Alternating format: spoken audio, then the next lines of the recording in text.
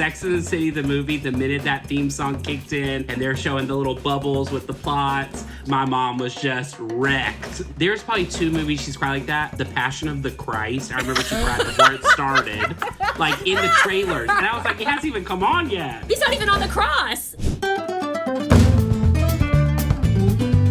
Welcome back to And Just Like Yap, everybody. I'm Caroline. I'm Andi. And today we're joined by a very special guest, one who is like also family, my dear friend, Curry Terrell, co-host of Let's Chat with Curry and Adrian. Yay! I'm so excited. And I knew when we were going to do recaps of Sex and the City, like we had to have Curry on, who is also like deeply enmeshed in the universe of Sex and the City. Curry owns the infamous pink DVD book. I've gotten the Blu-rays, but I cannot get rid of the book. It's like, this is iconic. I have to keep it. It should be kept. How did you get brought into Sex and the City? Where does it sit in your life? I grew up in a very religious home, but we never were sensitive about television and movies. So, like, all the other people at the Church of God were like, you can't watch Sabrina the Teenage Witch, you can't do Pokemon, Harry Potter. But my mom and dad were always like, that's stupid. So, like, they were like, we can go to church and also watch Bewitched, you know? Yeah.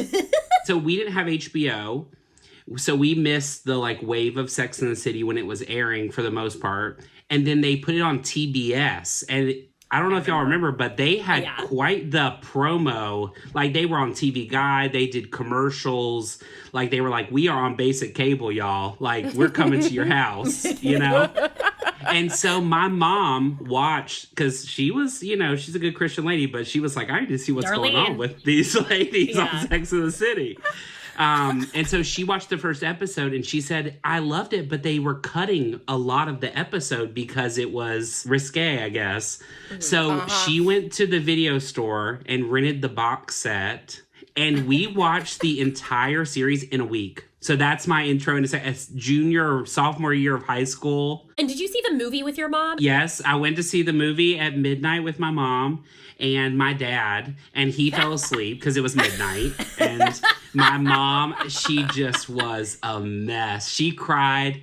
There's probably 2 movies she's cried like that. The Passion of the Christ. I remember she cried before it started, like in the trailers. And I was like, it hasn't even come on yet. Yeah, he's not even on the cross. Correct. Sex and the City, the movie, the minute that theme song kicked in and they're showing the little bubbles with the plots, my mom was just wrecked. So it's always been our show. And I've watched it now like a million times. It's definitely my like comfort show. I watch it like once a year probably. Okay, you don't have to stick to the 4 girls. Who do you feel in the extended universe do you feel like you relate to the most? You know, when we were in the era of Are You a Charlotte? Are You a Samantha? I was always like, I'm none of these people.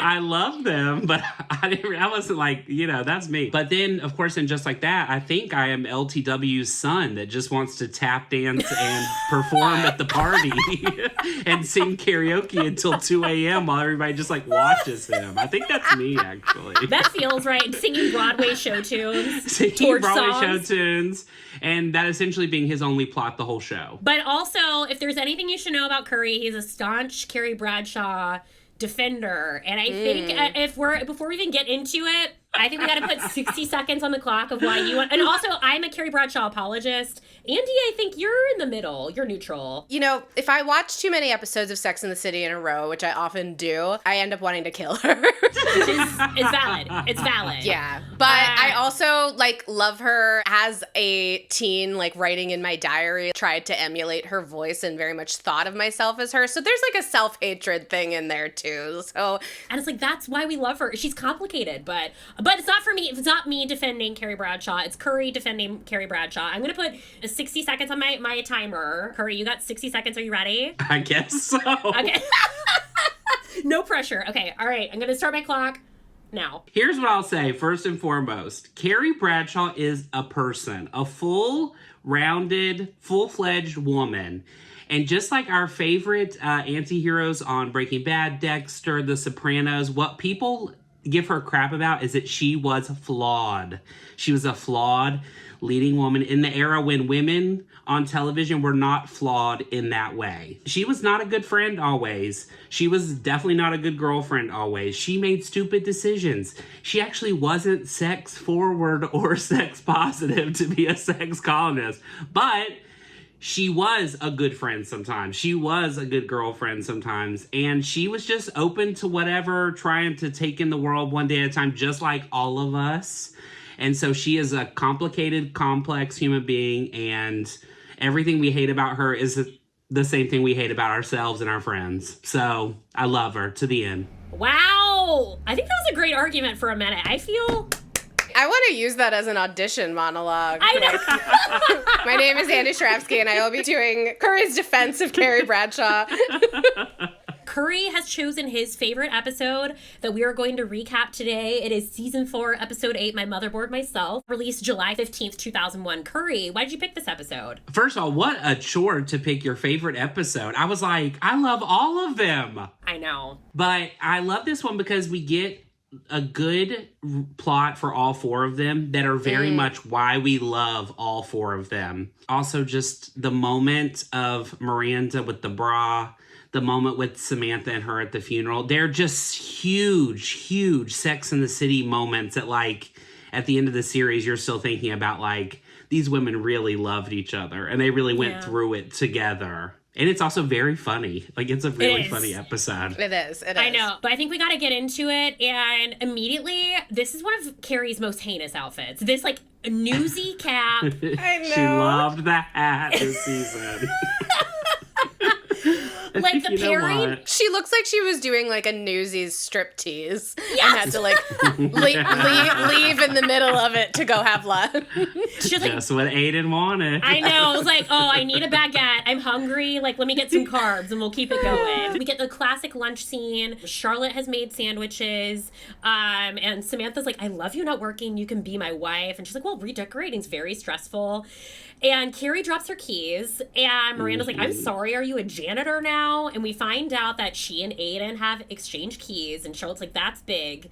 And of course, Carrie's like, no, that's the opposite of big. They're back together for round 2, even though I think we all know this should not have happened. But against all of our will, these two are back together. Rewatching it, and I was like, this in a different lifetime would have been like 3 episodes, her exchanging keys. Totally. So Yes. it's funny that she's just like, oh yeah, we gave keys, and I have a key to his place. And I was like, wow, it's just, there's so much going on in this episode. They were like, we'll just keep it moving a little bit. This is one of the ways in which Carrie is like consistently inconsistent because certain things that would have been like painstakingly dealt with over the arc of 3 episodes, like Carrie will just be like, yeah, we exchanged keys.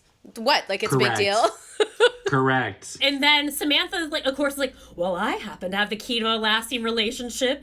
1,001 sexual positions. I got it on the corner from a guy. And we get this, like, insane handbook. It's like, God, this is why you love New York. Like, only in, like, this time in 2001, Rudy Giuliani, New York, would you find someone selling this on a street corner. And it's so funny to look at these images. A lot of them look like one of the people are dead. The last one.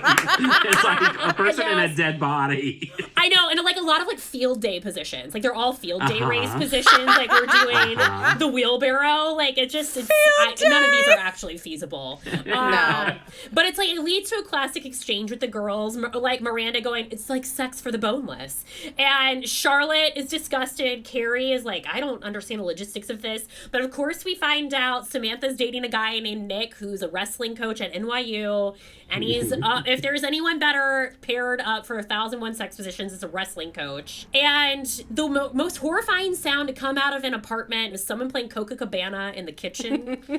And shaking their hips like that. Okay. I know. Aiden's cooking to the right. oldies. I was like, oh, God. I didn't have the words for like what cringe was when I was first watching this as a young teen, but that is what I was feeling, like full body cringe every time this man did anything, especially when he like tried to be cute or fun. It was like an immediate ick. I was like, it's hard. I think especially knowing what we know now, Aidan is just immediate cringe factor. I don't know that we've ever really saw like her collection of Vogue magazines like this, but it was like a moment for that. I was like, this is crazy. I have a lot of magazines, and every year I'm like, I'm going to get rid of these. And I'm like, I can't. It's Oprah on People in like 2007. I have to keep it. Dad. Bring back magazines. I bought a People magazine yesterday. We don't need to bring them back. They're still here. They're around. And we find out Aidan has bought a George Foreman grill. Now, this sent me on a flurry. That was a whole craze. Like, we had one. When I got to college, all of the people I was living with in my house senior year were like, oh, you know what? I can bring a George Foreman grill that my family doesn't use anymore. We can make paninis in our senior year house. And then this leads to Carrie is like turned on by the George Foreman grill. And I was like, interesting. Okay, this is foreshadowing to another haunted moment in this kitchen. One Shay Diaz and Miranda in the kitchen. Oh no. My Lord. Oh, this God. image. I know. Awful. I know. This kitchen needs to be burned down. Like, it has seen too much. It probably did get torn down in the renovation. Now it's a closet for Lisette's gems. I've never paid attention to the most horrifying pile of fajitas that Aidan has made. I have to say, so bad.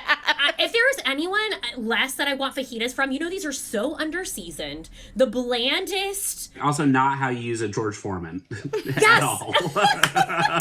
You don't just leave it open. Oh, this really grinded my gears. I don't know if you both feel this way. Carrie's in the middle of writing her column, and Aidan looks over her shoulder and is starting to read everything out loud. A jail electric chair. Like, don't read anyone's work while they're writing it. Correct. Also, his voice going over her voiceover, haunted. I know. I feel like that was like the producers and the writers giving us a sign. He was encroaching on Carrie's life rather than like joining it.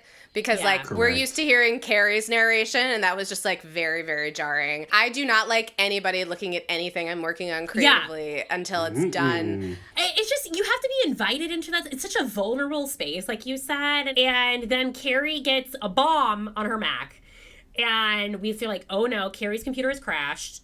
And Aidan, of course, is like, I got it. Don't relax, little chickadee. Breathe or reboot. Then we get the sad Mac.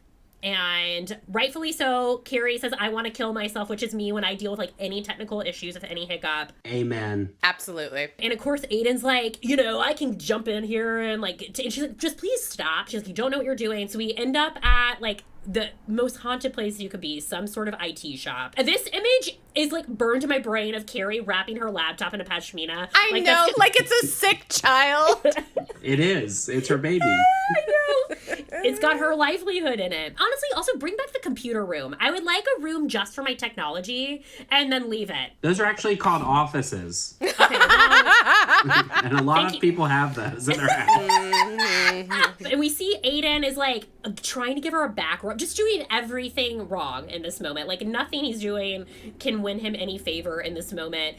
And he's like, woohoo! Oh, God, when he makes that sound to her, and he's like, woohoo! Just, like, acting like she's being unreasonable about, like, how anxious she is in this moment. Like, Aidan, what if somebody came to your furniture store and got rid of all of your, like, end tables in progress? Like, you would be upset. In this episode, I am a Carrie because technology, And she's like, everybody knows how to back up but me. That's me. I'm like, I don't know. I missed that class. I'm always like, have you ever tried unplugging it, waiting 10 seconds, and plugging it back in? Yeah. Works every time. Every time, 100% of the time. Here's the one thing. I appreciate that his foot is on Aidan's neck to tell him he's stupid. Correct. And he's like, that works on PCs. You're a PC user? He's like, yeah, you're not compatible, which is like a larger meta commentary on the two of them. I had forgotten that this line even happened in this episode, but I was like, it's a good line. It's a good line. And, like, Aidan's, like, minimizing everything. He's just like, come on, you'll figure it out, chickadee, cool chick. Like, and it's like, oh, God. I was like, I'd love to see you react that way about your Rogaine in a few episodes. And, of course, as Curry was mentioning, he's like, when was the last time you backed up your work? She's like, I'll do that. Because, of course, Carrie, like, her column is just, like, on a shoestring and a Vogue and a Dream. Like, it's just, like, whatever random pun she's thought of the week about dating, like, comes out of her head to her fingers and sends it to the New York Star. Never thinking about the logistics of that. And everyone's like, you don't back up. It's just like misogyny is, like, coming at Carrie from both sides. Like, you don't back up. And then we find out she's explaining the image that popped up. He's like, well, you sad-macked. You should have told me that before. I was like, sad-macked is, like, such a funny turn of phrase. And he tells her, going back to the title of the episode, it could be your motherboard. God, because it's 2001, there's a payphone at the IT store. We're not fully on cell phones yet. And she calls Miranda, what if everything I've ever written is gone? And Miranda's like, well, when was the last time you backed up? And like everyone is backing up around Carrie except Carrie. And we find out Miranda is like not in New York. We put the pieces together really quickly, and we find out her mom has had a heart attack. She's had to go to Philadelphia. And Carrie's like, oh my, and this is classic Carrie. And you let me go on and on about my stupid computer because everything is like Carrie's problem. She's like, oh my God, wait, now we have to shift focus. And she's like, how could you go to Philadelphia without telling me? And, you know, of course, Miranda was like, I didn't know how bad it was till I got here. Like Curry said, this is the best episode of showing, like, Carrie is a good friend. She's like, I'll hop on a train right now. I'll also say, this is the one moment where we always think, like, who is Carrie's, like, actual, like, best friend of the three women? Yeah. We see here, she's on a payphone, and she knows Miranda's number. And when she's in Paris, she's on the payphone, she's talking to Miranda. Miranda is her girl. When she's in the stress, she's like, who do I call? Miranda. We get a glimpse of Miranda's sister, Betsy, played by Becky M. Baker, who did she also play, everybody? Hannah Horvath's mother. On Girls.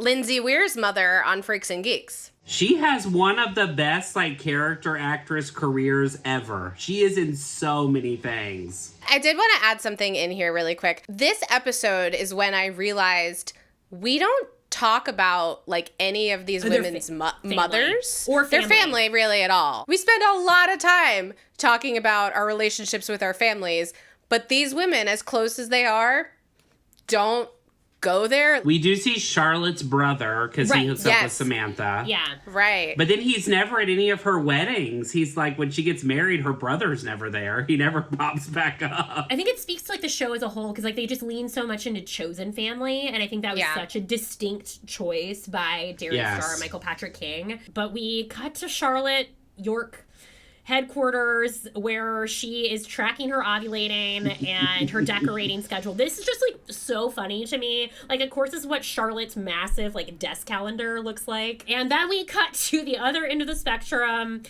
This is, I think if you think of Samantha, this is one of the visuals that, like, comes first to mind. 100%. They are ready to, like, get tactile with 1,001 sexual positions. And it turns out the half Nelson is very much like position 411. And of course, half Nelson leads to one full orgasm. Now, I'm sure they didn't even play this on TBS, but, like, I get that, like, for modesty reasons, they keep the singlets on, which, like, eventually we get fully naked Samantha having sex in Sex and the City. But, like, we see her, like, briefly sort of, like, pull the crotch to the side. But, like, he doesn't take his off. So I'm like, I'm sorry, are we penetrating through a layer of, like, stretchy polyester? Is that what's happening right now? And then we cut to Miranda is calling Carrie, tells her mom died. It's just, like, devastating, like, heartbreaking. But, like, Miranda and Cynthia Nixon is so good this episode. Yeah. Oh my gosh, yes. She, like, has this really devastating exchange where she's like, I wish we hadn't gone home. They, like, the hospital tells you, like, they, you know, nobody wanted to. They kept telling us, and, like, and she wasn't with her. And it's, like, that, like, devastating moment of, like, you just wanting to be there with that person. But Carrie's like, I'll bring you something from the apartment. And for me, it brought up, like, a very personal memory. My best friend Ellie brought me a sweater dress for my mom's funeral. Oh my God, I was trying to, like, not cry, like, talking about this, but it's okay. It's like, we were at the wake. We, like, she helped make sure I was eating and, you know, like, doing these, like, important things that, like, I just couldn't think to do in that moment. So it's just, like, it's just really amazing, like, how people can step up for you in these moments. So yeah. Okay, so Carrie tells Aidan that Miranda's mother died. And he's like, do you know when the funeral is? And Carrie goes to the bathroom and she's like, you don't have to come. And I was just like, oh, okay. So we're feeling some type of way about Aidan right now, especially post laptop stuff. The girls are at brunch. And I think that's, like, also telling that Miranda just called Carrie, like, I think about this. Like we were saying about, like, who the best friends are. I mean, I think the truth of it is that they're all Carrie's best friends, but, like, not necessarily best friends with each other. Two of them hanging out without Carrie is sometimes weird. Yes. Yeah. Except in Sex and the City 2, when Charlotte and Miranda are having the drinks at the little bar in their suite. The best. I loved that because I was like, oh yeah, these women are friends without Carrie. They can have like their own moment. Also very telling that they like make such a point of the nicotine patch being such a huge thing on Carrie this season, because that's like her whole thing with Aidan. I've changed. I'm not smoking. It's like, tells him that she died, and it's just like this sort of like shock and like reverence like around the table of like she wasn't even sick. And she tells him like she's not good, and we see Samantha is like shocked, like and like this is very rare for Samantha. I think we rarely see her without a quip or anything to respond to. So I think this is like one of those moments where like what's really like going on underneath all of this for Samantha. Yeah. And of course Charlotte immediately is like, well, we gotta send flowers. Yeah. Like, here we go. She's opened up her Martha-Stewart book of, like, what to do when a friend has lost a parent. And they, like, finally sort of notice that Samantha's off. She's like, hey, you all right? And she's like, flowers are fine. Just tell me who to send the check to. I was like, the check. Wow, we've really... I know.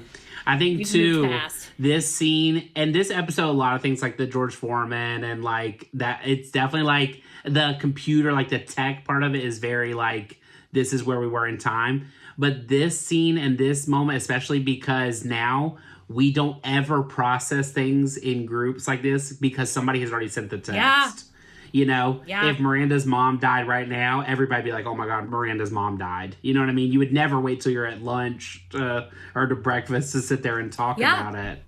So, that's so true. Or you'd like see a post on social media. Exactly. Somebody would have heard, you know. And we see Charlotte just in her element. God, I love when Charlotte gets to just whip out everything that she loves. She's becoming the Martha-Stewart of death. Yes. Which I love. And she's like yelling at the florist, like, I want clear cellophane, like the right cellophane, the right ribbon. It's just everything has to be like a certain way. And it's just like, I don't know. It's one of the most endearing parts of Charlotte where it's like, it can work against her sometimes, but I love when she's like, oh, no, I know exactly the right thing that we are supposed to be doing. Charlotte calls Samantha, and she's like, we're going to the funeral. And Samantha's like, I thought we were just sending flowers. And Charlotte's like, you have to call her. It's like, she looks almost like Emily Blunt in Devil Wears Prada at this moment. Yeah. Very much, like, with, like, how she's, like, using the little, like, Bluetooth. Yeah, it's funny. She's like, oh, somebody died. I have to get, like, the attachment for my cell phone. Yes, I'm busy. I got to get it together. And she tells her, she's like, because Samantha's like, again, this is the one time she's at a loss for words. She's like, I'm sorry for your loss. General, like, sort of things. You can say anything, just say something. And she's like, fine, I'll call her goodbye. So we think Samantha's about to call Miranda. And they, as the famous, like, misdirect, some people have trouble reaching out. Samantha wasn't one of those people. And she calls Nick, old Nick, wrestling coach Nick, wanna wrestle? One of my favorite line deliveries from Samantha. And we get this wild exchange of Samantha going through the Olympics of sexual activity to get an orgasm. She looks like the little anger in Inside Out. Like, you can see her head is about to, like, pop off. Like, she's so mad. She's not having an orgasm. And she's like, get him off me, almost like Carrie with Aidan. And we switch positions again. And she's like, yeah, keep going. It's just like, this woman is like in the Navy. She's like, she's gonna get there in this scene. It's just so incredible. And then we get the amazing like line, I gotta pick up my stuff at the cleaners by 5. It's like, we have no idea how much time has passed, how many positions have been tried. Also, like, just thinking about Curry, since you brought up like you and your mom watching this on TBS, this entire sequence probably was not TBS. like, no. And it's so funny because like there's a lot of plot that happens in Sex and the City while people are naked having sex. I can only imagine being like, wait, I must have missed something. She said the first episode was like 17 minutes long, and she was like, I know I'm missing some stuff. I know there's something going on in those minutes I need to see. And like the surprise from going from TBS to the VHS tapes and like seeing like what you miss, I can't imagine this. It's like the Wizard of Oz going from black and white to color. Yes. And we are back at the florist, and we find out Samantha has lost her orgasm. And Carrie, of course, is like, "What do you mean lost?" And she's like, "Fucking with no finale." And Carrie, like, they're just. This is like when they're just really like in the pocket. She's like, "Sometimes you just can't get there." And we find out Samantha can always get there. And Charlotte is just like shocked. She's like, every time you have sex? She's like, and Carrie's like, you gotta be exaggerating. And she's like, well, and this is one of the best. It makes me harkens back to Cher and Clueless. it doesn't say RSVP on that statue. On the Statue of Liberty. She's like, when I RSVP to a party, I make it my business to come. I was like, this is Samantha 101. And Carrie, like, coming in there like, coach, she's like, you got plenty of orgasms under your belt. Like, you know, you've had a lot of great ones. And then Charlotte, oh my God, Charlotte tells her she's read this story about a woman who her orgasms stopped and they just like disappeared, and it's like she'd use them all up or something. And Carrie like looks at her with like the devil in her eyes, telling her like this is. And then Samantha's like, "That's the meanest thing you ever said to me." It's just. What an incredible scene. I also love that Carrie's nicotine patch is moving to places where we can see it at all times. Now it's down her arm. Before it was up here where it would have been covered. I'm like, girl, we get it. It's for us to see, but also I feel like it's for Aidan to see. Of like, she can't just put it under her clothes. She has to be like, look. I'm doing this. And then we cut to again, it's just like back-to-back scenes. Miranda realizes she has to get a shitty black bra to go with her shitty black dress, and we meet Lucille, who is played by Mary Pat Gleason, who is like shown up in like so many things. You've seen her in like much like Becky Ann Baker. Like it's had these like moments where you like love seeing her. I did find out she passed out in 2020 when I was like looking her up. So like sad she's no longer with us. But Andi, you said you have a particular history with this department store. Strawbridge's, also known as Strawbridge and Clothier, was a very prominent department store in the greater Philadelphia area. I have cried in those dressing rooms many, many times. Props to the production team of the original series for the accuracy of this. She would be at a Strawbridge's. I love that. Are they still around in business? No, they're all Macy's now, or Spirit Halloweens, probably. Yeah, Spirit Halloween. Of course, because Miranda's like, I know everything. Like, I know what I know about me. There's no way I'm a 34B. And she's like, I've had a no visitors policy in the dressing room. And Lucille, entering as a mother figure, we reflect, like, her mother never observed it, comes in, checks on the bra, and she tells Lucille and breaks down, and that, like, her mom just died, and Lucille is just, like, so tender and is like, come here, and like hugs her and allows like Miranda to just finally like break that shield. And I think it's just such a like lovely moment for Miranda because she never gets to just be vulnerable. And she found the kind of support that actually fit her, and it's just like, come on, give it up to our writers on Sex and the City. Yes. And Miranda's like, well, this is perfect, and it's just really lovely. This scene is so wonderful. Yes. I love this scene. Also, so many good Miranda moments where she's dealing with people, like, in the world.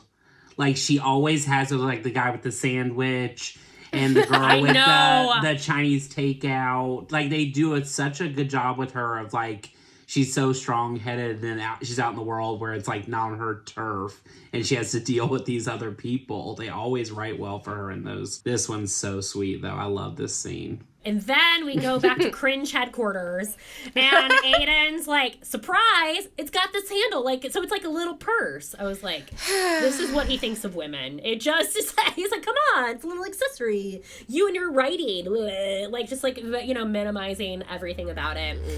And Carrie's like immediately like, okay, it's a very expensive purse. I didn't ask for this. Like, again, like Aidan showing up not how Carrie wants him to show up, and reminds him like, I have my own system. And of course he's like, you sure about that?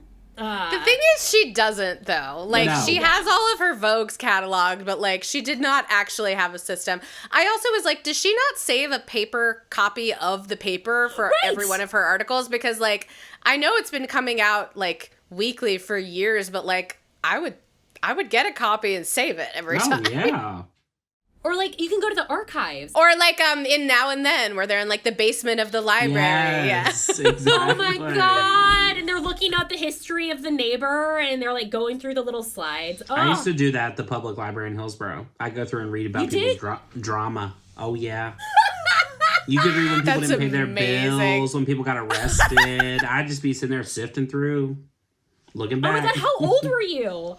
Probably like 10. My dad would Yeah, he would just drop us off there during the summer, me and my brother. And we'd be there for hours. What was he doing? Free childcare. He was like, oh my God. I love that. I love that you weren't like in the kids section reading. You were like, I'm going to go dig up the dirty secrets of this town. Yes. Wow. I'm ready for your oral history. I know. For you to write down eventually. Oh Yeah. my God. Wow. This makes sense. This makes so much sense. But of course, Carrie reminds Aidan, I'm waiting to hear back about my old one. And Aidan's like, it's all you. I'm not a part of any of this. You don't want the laptop. And she's like, I gave you my keys. What more do you want? It's just like the issues from the first time are still there. We like repackaged it. I do think in this scene, I like actually think Aidan was on the good foot at the beginning. Like he was trying to do something nice. Yeah. It's the fact that when she's not receptive to it, he won't, like, he's like, we're going to fight right now. Well, no, she's having a crazy day. So like maybe just leave it and be like, we'll revisit this in 3 days. You know what I mean? Exactly.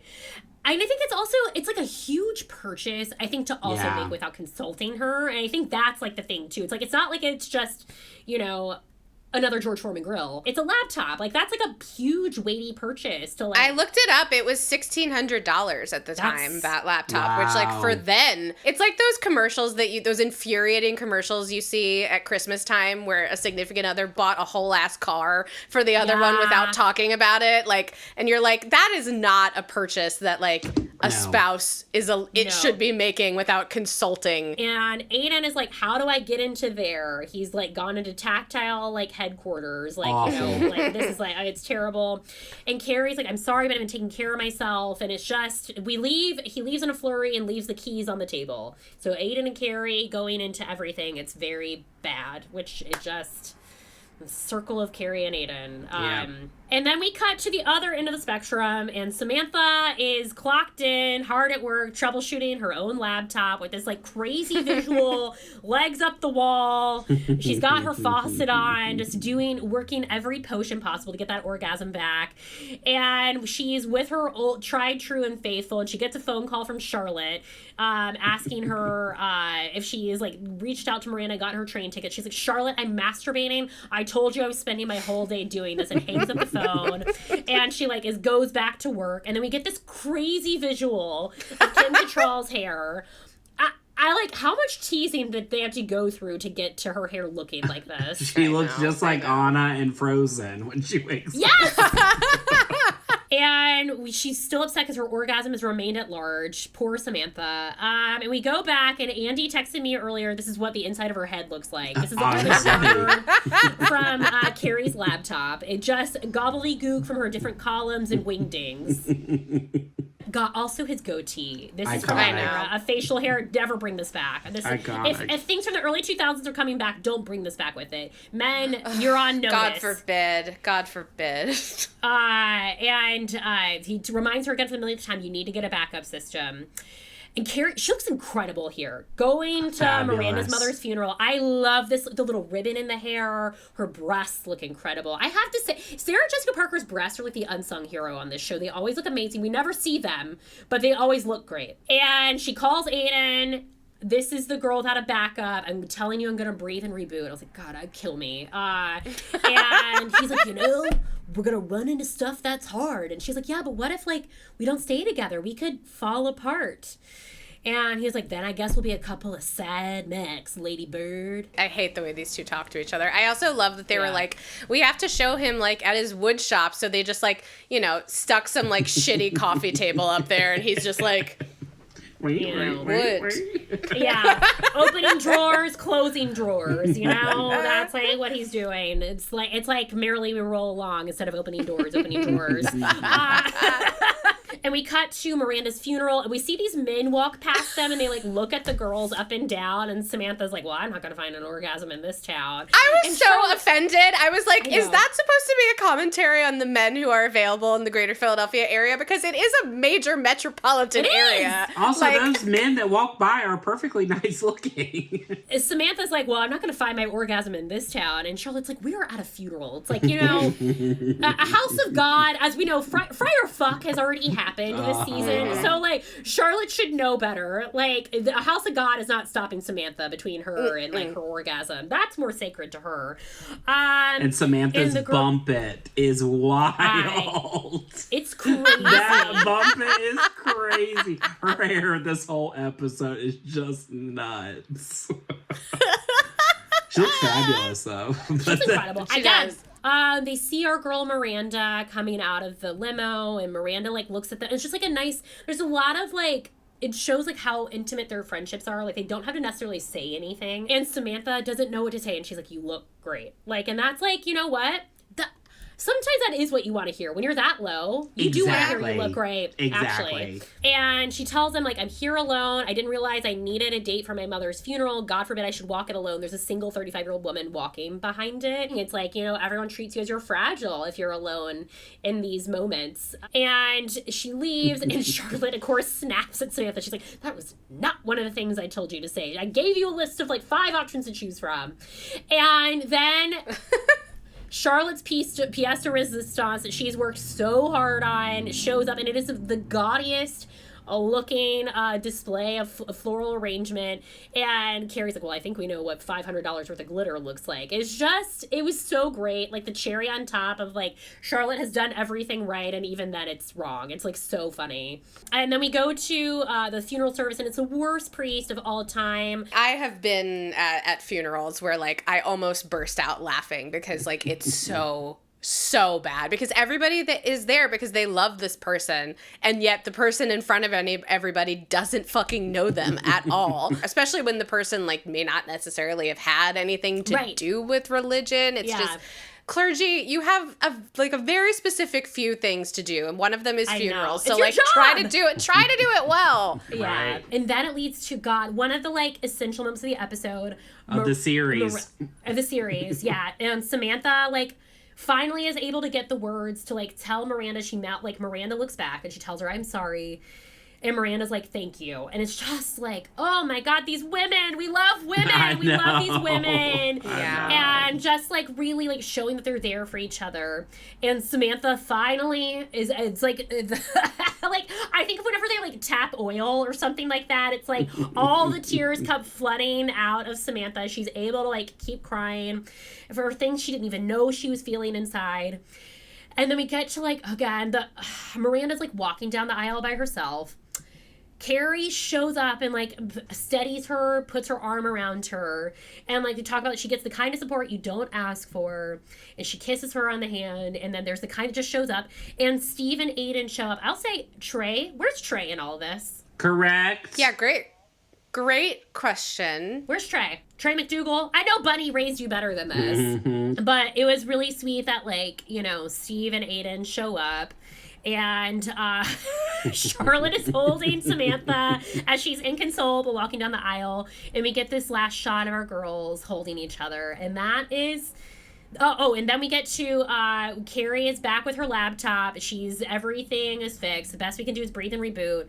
But if you can't back up, she's got her little gizmo called a zip drive. I was like, again, dating ourselves this episode. The children today... Yep.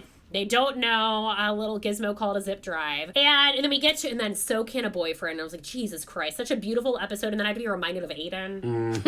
What a wonderful episode, Curry. Thank you for picking just, like, it's the best. It's the best. It just is the 4 of them and all their, like, the best things about them. They're, like, all funny and also devastating, and they just love each other, which I love. I love those moments. Yeah.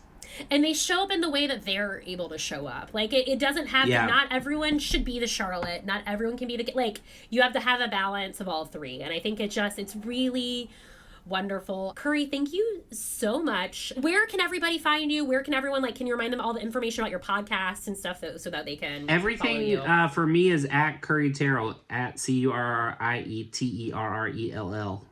Luckily there are no other Curry Terrell, so I don't have to fight people for my username. God. And then the podcast is at Curry and Adrian, Currie and Adrian. Even though Spotify likes to autocorrect it to Korean Adrian in the Yeah, we do an episode every Sunday. And it's about like pop culture of the week. You can send in questions. It's the best of the song of the week. It's one of my favorite things I listen to every Sunday. So add it into the rotation. And you're now doing video also on YouTube. We're now doing video. Oh, nice. But thank you so much again for joining us, everybody. More Sex and the City episodes to come. So make sure you're following us on Instagram, TikTok, and YouTube. And we will see you soon, everybody. Bye. Thank you for joining.